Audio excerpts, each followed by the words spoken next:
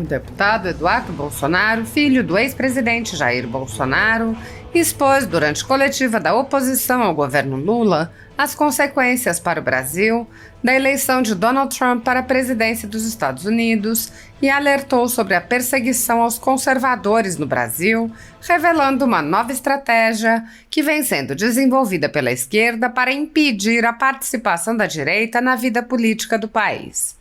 O deputado apontou que Trump começou a criticar o Brasil em suas manifestações e que a perspectiva não é boa, considerando que o governo Lula não tem compromisso com o povo brasileiro. Eduardo Bolsonaro lembrou que a Polícia Federal criou situações que atraíram a atenção dos Estados Unidos.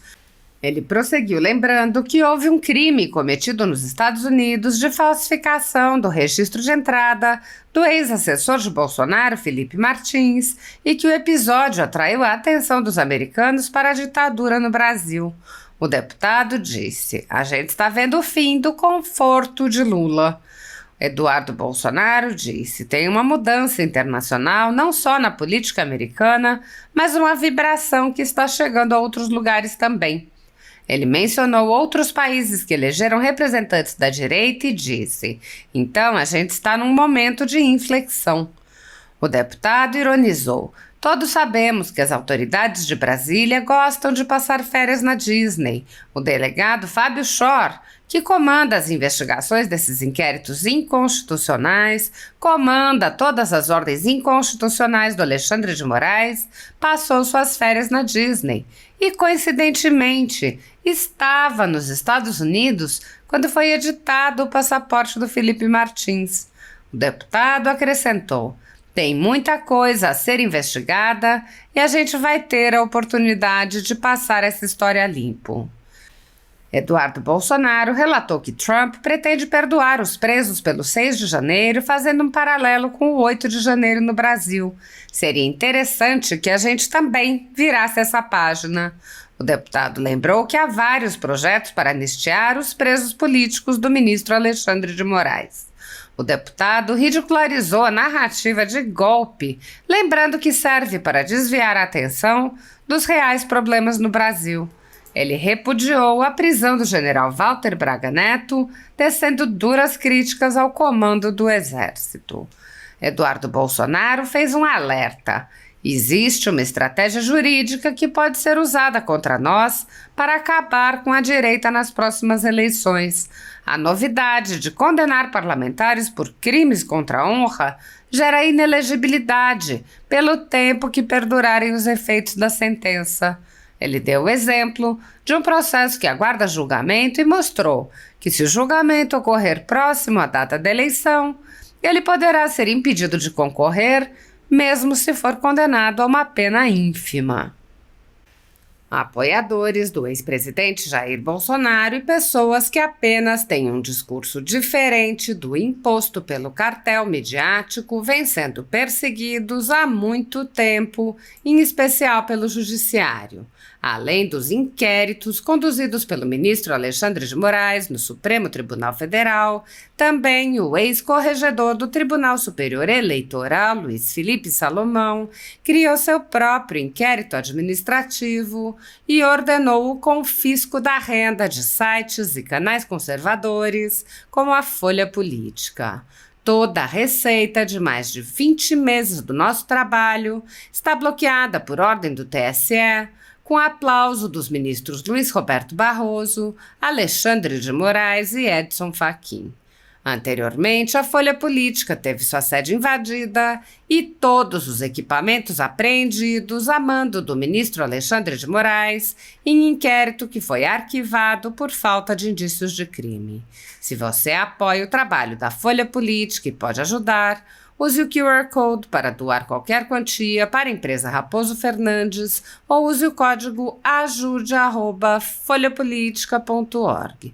Caso prefira, há a opção de transferência bancária para a conta da empresa Raposo Fernandes, disponível na descrição deste vídeo e no comentário fixado no topo. Há mais de 10 anos, a Folha Política faz a cobertura da política brasileira, mostrando atos, pronunciamentos e eventos dos três poderes, quebrando a espiral do silêncio imposta pelo cartel de mídia que quer o monopólio da informação. Pix ajude@folhapolitica.org. Assista.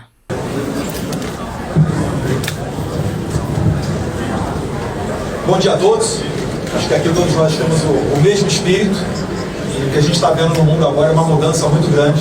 O governo Trump já está mandando vários recados, cada vez de maneira mais direta, em relação ao fim do padrão dólar. Começou a citar o Brasil. No Brasil, se o governo Lula não tomar tendência, vai ter problemas com os Estados Unidos, eu acredito, porque ele não é muito acostumado a ser uma linha pragmática. Em vez de depois da eleição do Trump, a gente pode ver a primeira-dama falando o que falou para Elon Musk, o principal conselheiro do Trump nesse momento, Paulo Teixeira, Haddad falando que o dia acordou nebuloso, enfim. A gente tem aqui um governo de pessoas que não têm compromisso com os interesses do povo brasileiro. E não foi o presidente Bolsonaro que colocou os Estados Unidos no meio disso tudo. Foi a própria Polícia Federal, a Stasi de Alexandre de Moraes, que disse que o presidente falsificou o cartão de vacina para entrar nos Estados Unidos. Que falsificaram a entrada do seu assessor internacional, Felipe Martins, que ficou 6 meses preso injustamente. Hoje em dia, toda semana tem que ir no tribunal para assinar um documento para dizer que está ali pela região de Curitiba e Ponta Grossa. Foram eles que atraíram os Estados Unidos para dentro desse problema. E graças a Deus a gente está tendo uma relação cada vez mais próxima, cada vez mais íntima. O seu chanceler é Marco Rubio, uma pessoa que é descendente de cubanos. Acabou de nomear outra pessoa, o Rick Renel, para tomar conta de Coreia do Norte, Cuba, Venezuela. Vamos ver se ele também não vai ter uma atenção especial com outros países, talvez para com o Brasil. Então a gente está vendo aí pela primeira vez o fim do conforto de Lula para apoiar publicamente o Hamas. É o líder internacional que mais fala a favor do Hamas. O Trump, uma das primeiras coisas que ele fez foi pedir a soltura imediata dos reféns, senão a questão ali do Oriente Médio, o Hamas vai sofrer o inferno na Terra.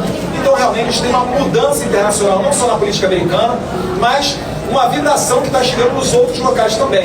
A Argentina tem o Milei, na Hungria tem o Vítor Orbán, o Santiago Penha vai estar também do Paraguai agora na ascensão do Trump, na posse dele. Então a gente está num momento de inflexão. Todos sabemos que as autoridades de Brasília gostam de passar férias na Disney. O delegado Fábio Schor, que comanda as investigações desses inquéritos inconstitucionais, comanda todas as ordens inconstitucionais do Alexandre de Moraes, passou as suas últimas férias na Disney e coincidentemente estava nos Estados Unidos quando foi editado o passaporte de Felipe Martins, que quando inseriram falsamente a entrada de Felipe Martins nos Estados Unidos, ele estava com o passaporte outro e não o seu passaporte atual.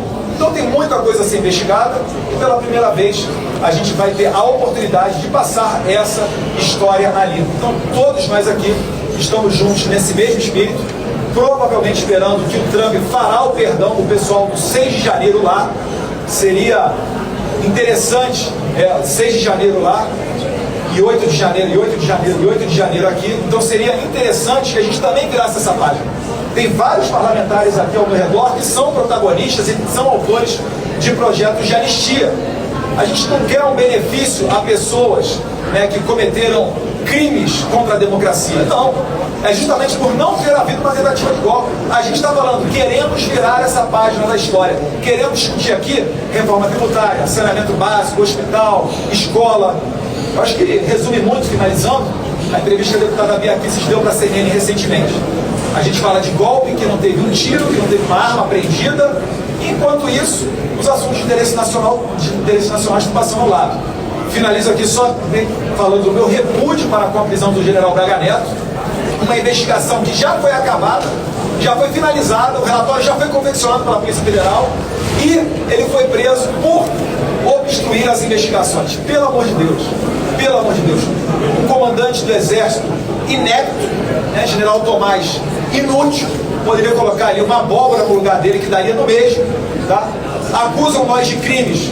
O Marcel Van Hatten falou na Comissão de Relações Exteriores recentemente que o Marcel Van Hatten, na cara deles, repete as falas que embasam esses inquéritos todos, seria motivo para a prisão de um parlamentar, e não prendem, porque sabem que crimes contra a honra não são suficientes para decretar a prisão de um parlamentar.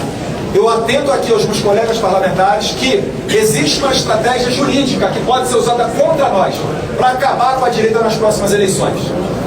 A novidade de condenar parlamentares por crimes contra a honra gera inelegibilidade enquanto perdurarem os efeitos da sentença. Então, no meu caso, tem, por exemplo, um processo aqui que a deputada Tabata Amaral está me demandando, devido à discussão do projeto de lei dos absorventes.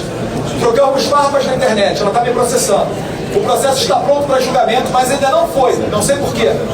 Se esse processo for julgado em junho ou julho de 2026, por mais que eu possa sofrer uma condenação ínfima de 3 meses, uma detenção de 3 meses, que vai ser convertida numa cesta básica, numa prestação à comunidade, durante esses 3 meses, se abarcar outubro de 2026, eu estarei inelegível.